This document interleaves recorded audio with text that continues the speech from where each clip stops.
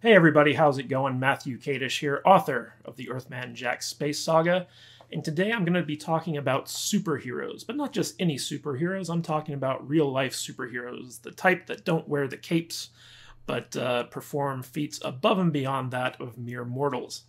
And what I'm referring to today is basically a new article in the Hollywood Reporter that reveals to us one of the major catalysts for Sony and Disney working out their differences and coming to a deal concerning the character of Spider-Man. Now, for those of you who may not be familiar with what's been going on, long time ago, Marvel Studios, when they first started up, licensed out I should say before Marvel Studios started up, Marvel licensed out their characters to various movie studios in Hollywood, and Sony got the license to make a Spider-Man movie, and that led to the very successful Sam Raimi movies.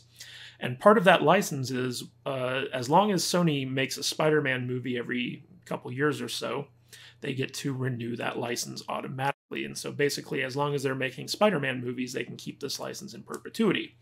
And once Marvel created its own movie studio and then got bought out by Disney, Disney kind of inherited all these deals that Marvel had made in the past.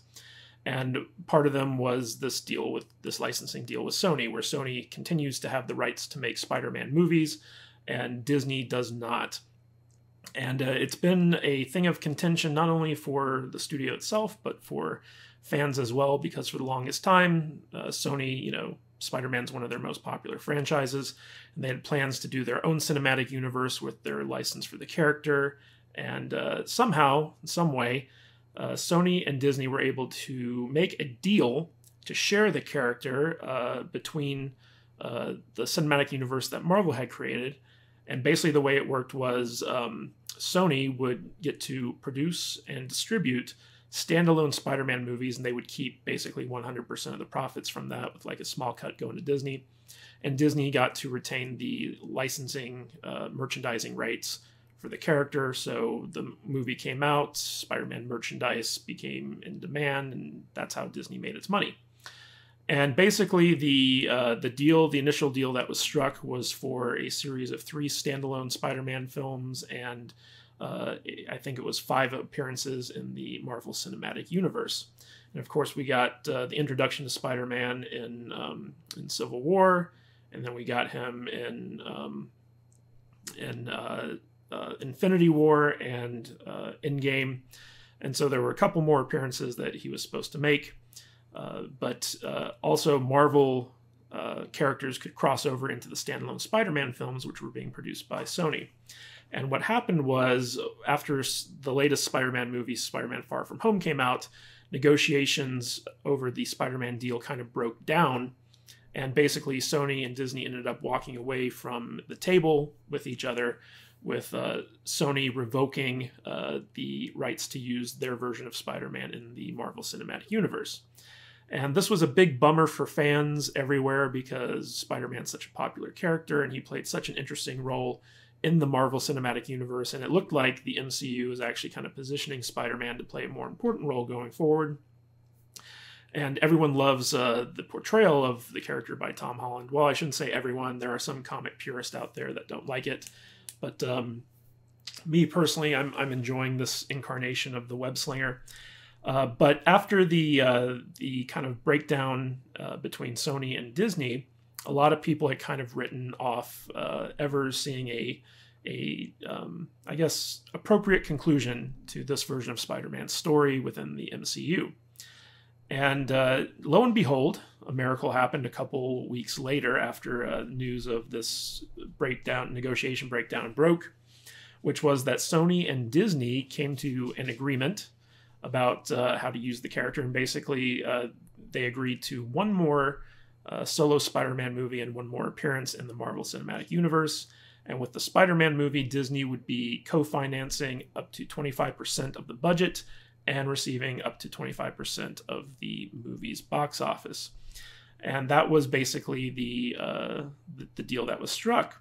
And this actually kind of surprised a lot of people because, the way Hollywood works, I mean, this deal to begin with in sharing this character was unprecedented. And so now that we're actually getting, some details on how this was kind of brought back to life, it's getting to be really interesting because everyone in Hollywood basically said, like, okay, well, this was destined to blow up eventually, and it happened, and now we're moving on. But apparently, there was one person who was instrumental to making this deal happen, and it wasn't one of the executives at either of the big studios. It was actually Tom Holland, the actor who plays Spider-Man. If we look at this article from The Hollywood Reporter, headline, Tom Holland's last-minute appeal helps seal a Spider-Man deal. And this is by Tatiana Siegel and Boris Kitt.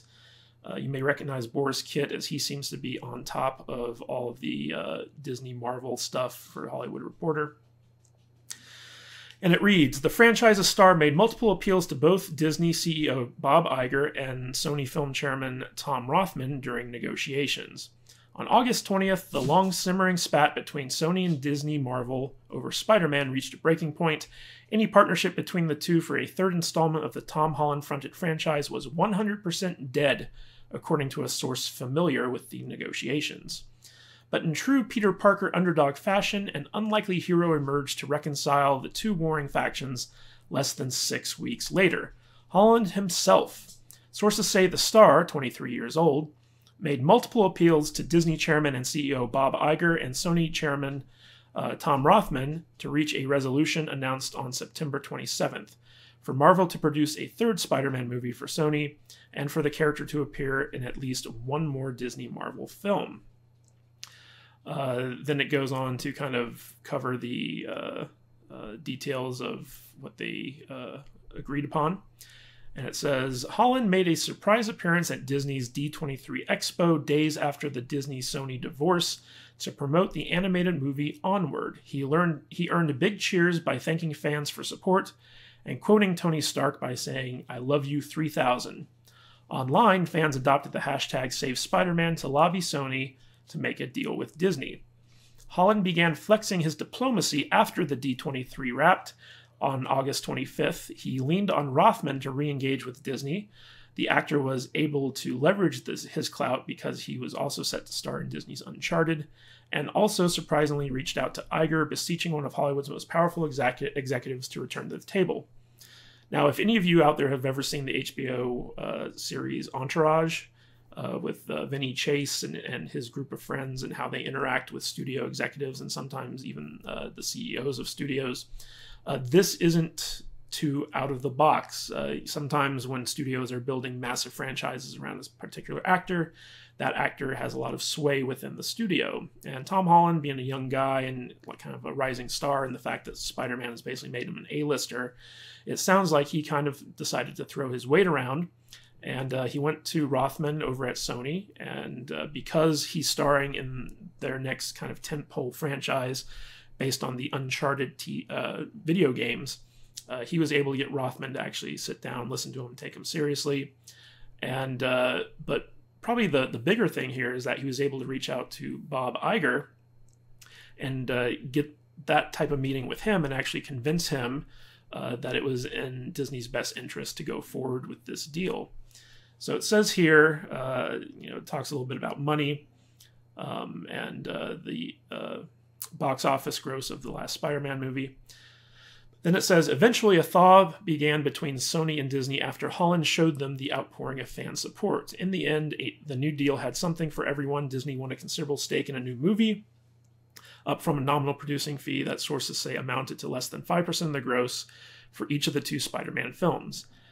And then kind of wraps up with a quote from Kevin Feige. But the interesting thing here is that, obviously studio executives, they kind of live in a bubble. And this is especially true for like higher up CEOs and stuff like that. And so my guess is that these guys probably weren't paying too much attention to the fan backlash or, the fan support or whatever you want to call it. Because just in Hollywood, you learn to take that stuff with a grain of salt or isolate yourself from it or ignore it, because there's always some type of negative feedback coming from that, and a lot of people don't like to have it in their lives. But what Holland was able to do, I think, is he was able to go directly to the people in charge, namely Rothman and Iger, and he was able to show them just what the reaction from the fan base was. And I think that the thing that probably convinced Iger to go back to the table was that a lot of Marvel MCU fans were very upset about this, and Holland was able to basically show him what their reaction was. And because of that, you know, he didn't want to damage the MCU brand. Iger didn't. So it made sense to him that if there was this much passion from the fans, then it was probably worth their while to go back to the negotiating table. And even if they ultimately didn't get, you know, the kind of deal they wanted, they could at least get something that would kind of help them out with fans. Because as we all know, ever since Disney has grown so powerful, they've had a little bit of a PR problem, especially with the Star Wars crowd and stuff like that. So they've been kind of dealing with fan backlash for a while. So Iger recently seems to have been kind of taking fans' reactions more into account with his decisions, and he seems to not want to, you know, upset the people who are going to the box office and buying tickets for their movies. And it looks like that is the thing that kind of inspired him to go back to the table and deal with Sony. But the really interesting thing here is that this couldn't have happened without Tom Holland. Basically, from reading this article, it looks like if Holland hadn't personally intervened and actually gotten to sit down with, you know, these two head honchos and make his case for why they should, you know, try to work something out, this probably would have been 100% dead. It probably would have never gone back to negotiations, and Disney and Sony probably would have parted ways, and Spider-Man would be out in the ether with Sony planning to mess it up even further, and us getting no resolution for the MCU. So big props to Tom Holland for this one. He was really the unsung hero of this story, and I think Marvel fans can kind of extend a big thank you so much to him for his work on this. I mean, obviously he's really passionate about the character. He really loves the character, and he's young and somewhat idealistic. He's not quite as jaded as some of these older actors probably are. And so he was able to actually lobby on behalf of not only the character that he loves, but also the fans themselves. So props to him for that. And just goes to show you how some of these weird business dealings work in Hollywood, where it's all about the personal relationships sometimes rather than the actual money that's involved. Anyway, guys, what do you think of this? Are you glad Tom Holland intervened to bring Spider-Man back to the MCU? What do you think of these big negotiation deals in Hollywood? Let me know in the comments. And as always, this is Matthew Kadish. Please subscribe to my channel for more movie news, entertainment, and TV analysis. And I will catch you in the next video. See you later.